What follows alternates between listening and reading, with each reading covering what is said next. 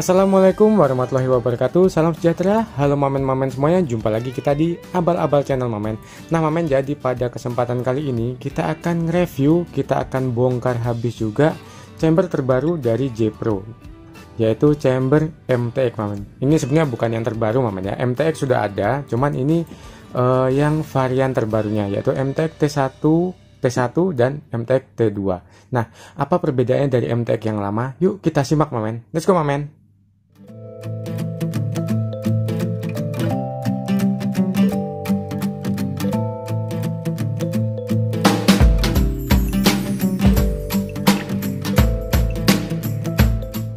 Dan sebelum kita lanjut, semoga mamen-mamen selalu dalam keadaan sehat, baik, selalu dilancarkan rezekinya, dan juga tidak kekurangan suatu apapun ya mamen. Amin. Dan yang baru nyimak video atau baru gabung di Abal-Abal Channel, selamat datang dan semoga video dari kita ini, dari kami ini bermanfaat mamen. Oke mamen, jadi ini dia. Ini adalah chamber MTX. Ini pesanan semua mamen ya, baru datang, ini sudah ada yang punya. Jadi kita akan review chambernya. Nah ini MTX yang terbaru, ini yang varian T1 mamen ya, MTX Tactical T1 seperti ini. Sementara yang ini adalah varian yang T2. Nah seperti ini, sama-sama MTX, hanya beda di bagian tactical setnya, seperti itu mamen. Nah unit ini akan kita bongkar habis mamen. Jadi kita juga tahu apa aja perbedaan dari yang sebelumnya, dan biar nggak terlalu panjang, nanti akan saya bikinkan dua video, yaitu perbedaan MTX T1 dan T2. Jadi mamen bisa bebas menentukan mana yang kira-kira cocok untuk mamen jika memang ingin meminang chamber MTX ini mamen. Oke men, yuk kita gas yuk men. Nah oke mamen, jadi sebelum chambernya kita bongkar, kita akan ulas sedikit mengenai spesifikasinya. Jadi chamber ini, MTX ini menggunakan bahan dural seri 6 mamen ya, 6061 T6. Nah seperti ini. Untuk per hammernya dia menggunakan Misumi, untuk valve-nya nanti akan kita cek. Jadi untuk harganya sendiri, chamber MTX ini dihargai dengan harga 4,4 juta rupiah mamen ya. Jadi 4.400.000 rupiah, belum termasuk ongkos kirim, dan itu pun inden biasanya mamen ya. Jangka waktu indennya itu biasanya mereka ngasih estimasi itu sekitar 2 bulanan. Seperti itu. Nah seperti ini mamen. Dan untuk bobotnya yang T2 ini mamen ya, MTX Tactical T2 ini sekitar 1075 gram, jadi hampir 1,1 kilo. Seperti itu. Relnya Picatinny. Untuk kokangnya bisa kita taruh di kanan dan kiri, cancel shootnya di kanan dan kiri, setelan hammernya di sini sangat lembut sekali, picunya Copy Marauder, taktikalnya ini seperti ini. Nah untuk taktikalnya ini sendiri, yang versi T2 ini dia sama dengan punya GTX atau GTXX Tactical mamen, jadi bisa PNP mamen ya. Nah sebetulnya kalau unit tactical atau MTX ini mamen ya, memang lebih prefer dia kan ke mini tactical, makanya ditulis itu dibikin itu MTX atau mini tactical lah, ceritanya kan seperti itu. Jadi memang kalau saya pribadi sih memang lebih seneng ya yang seperti ini, karena dia memang mini mamen ya, namanya mini, dia lebih pendek lah, seperti itu. Nah kita akan bongkar aja chambernya.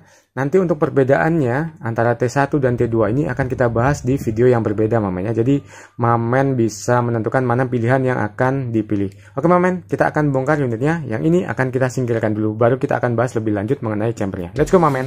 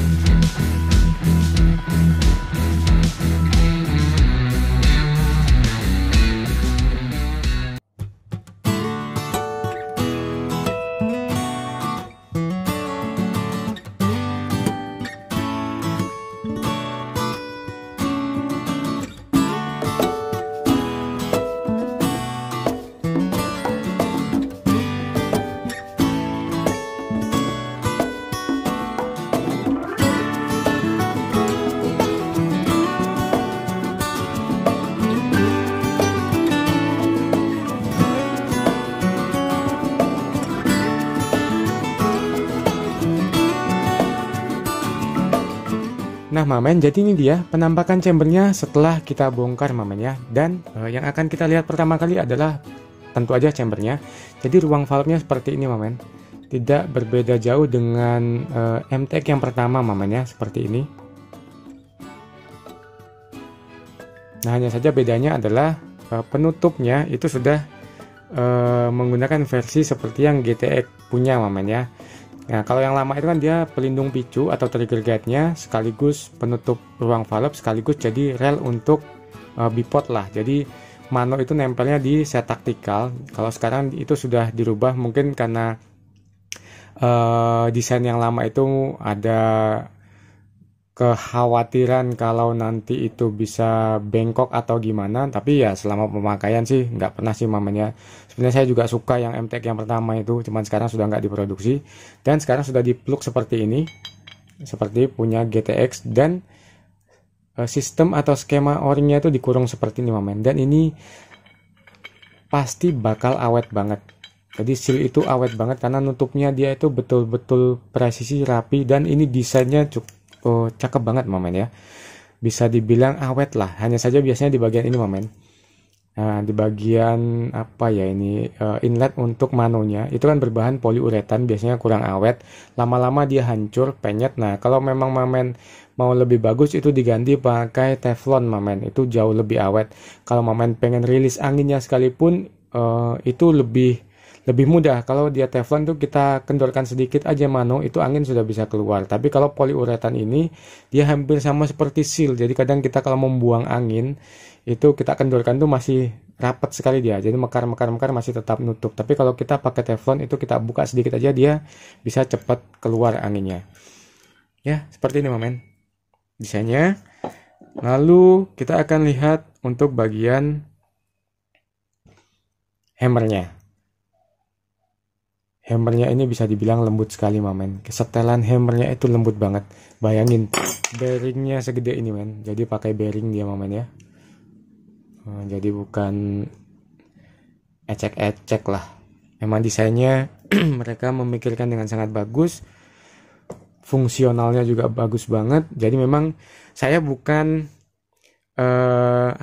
bukan tim dari mereka, tapi memang saya cukup atau sangat-sangat mengapresiasi desain dari mereka momen. Jadi selama mereka bikin itu memang yang kita pakai itu, yang kita rakit itu dari segi setelan hammer, kokang, picu itu memang lembut-lembut semua mereka. Nah kalau soal power ya itu tergantung selera karena memang ada batasannya momen ya, seperti itu. Dan unit ini pun kita mau pakai non regul pun juga tetap bisa. Safety-nya di nih mana?